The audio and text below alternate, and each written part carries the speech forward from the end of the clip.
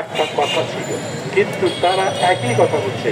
এই যারা আন্দোলন করে তাদেরকে ক্ষমতায় থেকে সরিয়েছে তাদেরকে কচি কাঁচার দাবি বলছে।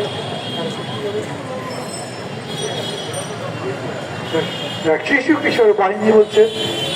এই রকম করে যারা সামগ্রিক আন্দোলনকে এই রকম করে অপমান করবার চেষ্টা করছে তাদের প্রতি দুর্বলতা দেখাচ্ছে।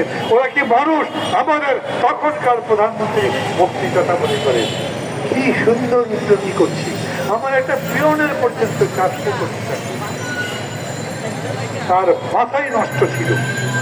অর্থের লোভে লুটপাট করে জমা করা অর্থ দেখবার পরে তার মাথা কাজ করেনি।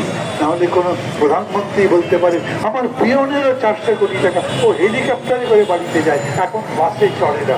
ভাবতে পারে এই রকম কথা যারা বলে তারা সেই মন নিয়ে সেই প্রতিহিংসার আগুন আবার বাংলাদেশে জ্বালিয়ে দিতে চায়। এখন বুঝে কাজ করে। আমি বলি আমাদের কাছে তাড়াতাড়ি নির্বাচনের কথা বলি কেন? বলি এই জন্যে যে দেরি হতে থাকলে জিনিসের দাম যদি আরো বাড়ে, কোন দিন মানুষ মিছিল করবে, সেই মিছিলে এই পতিত স্বৈরাচার তার সমস্ত শক্তি নিয়োগ করবে, ঠেকাতে পারবেন না। আপনাদের পুলিশ এখন পর্যন্ত ঠিক করতে পারেননি, প্রশাসন এখনো ঠিক করতে পারেননি। আপনারা পুলিশকে কেন, আপনারা কোনো জায়গাতে উল্লেখযোগ্য কোনো অবদানও দেখাতে পারেননি। তারপরেও আপনাদের বিরুদ্ধে আমরা মাঠে নামিনি। আমরা শুধু বলছি আপনাদেরকে সতর্ক থাকতে, ঠিক মতো বুঝে শুনে কাজ করতে। এই নির্বাচন যত তাড়াতাড়ি হয় তত ভালো। এই কারণে মাঝে মাঝে আমার মনে হয় ধরেন একটা হরতাল টরতাল দেখে দিলে আমাদের পুলিশরা হরতাল বাধা দেওয়ার জন্য নামবে। এখন পর্যন্ত গ্রামে গ্রামে থানায় থানায় পুলিশ সিভিল ড্রেসে থানায় যায়, থানার মধ্যে ঢুকে পুলিশের ড্রেস পরে। আবার যখন বাইরে বেরোয় তখন অনেক থানাতে দেখবেন পুলিশ তার ড্রেস বদলে আবার পাবলিকের ড্রেস রাস্তা দিয়ে যায়। তারা কোনো দায়িত্ব নিতে চায় না। এই পুলিশকে প্রোঅ্যাক্টিভ বাড়াতে পারেননি। এই প্রশাসনকে এখন পর্যন্ত নিজেদের নিয়ন্ত্রণে অথবা জনগণের পক্ষে দাঁড়াবে এরকম করতে পারেননি। তাই ভয় পাওয়া স্বাভাবিক। তাড়াতাড়ি ভোট দিয়ে আপনারা মান সম্মানের সাথে চলে যেতে পারবেন। আর যদি এমন হয় সংকট বাড়তে থাকে, প্রশাসন সামলাতে না পারেন, আন্দোলন সামলাতে না পারেন, মানুষের বিক্ষোভের কোনো জবাব দিতে না পারেন, আজ পর্যন্ত সরকারের পক্ষ থেকে সরকারের একজন মুখপাত্র নয়, তাই যিনি পরিস্থিতির উপরে ব্যাখ্যা দেবেন। কথাবার্তা লম্বা হয়ে যাচ্ছে, কিন্তু আমি বলি আপনাদের কাছে আমাদের সবার দায়িত্ব আছে। আমি মনে করি যে আজ এই সরকার ব্যর্থ হলে সেই ব্যর্থতা আমারও হবে।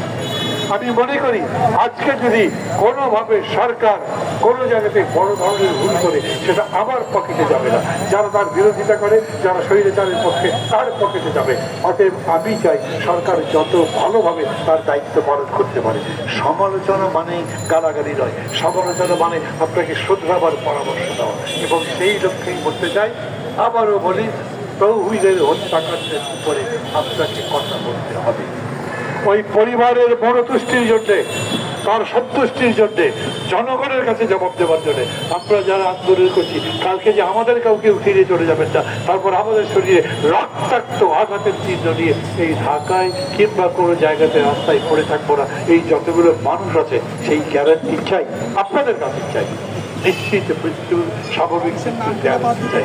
এই কথা বহু বছর আগে নির্মল সেন লিখেছিলেন। আজ আমি একই কথা বলি, আপনার সরকারের এই দাবি আবার তুলতে হবে, এটা প্রত্যাশা। ভালো থাকবেন সবাই, তাদেরও ভালো চাই, সবার ভালো চাই, দেশের ভালো চাই সবার।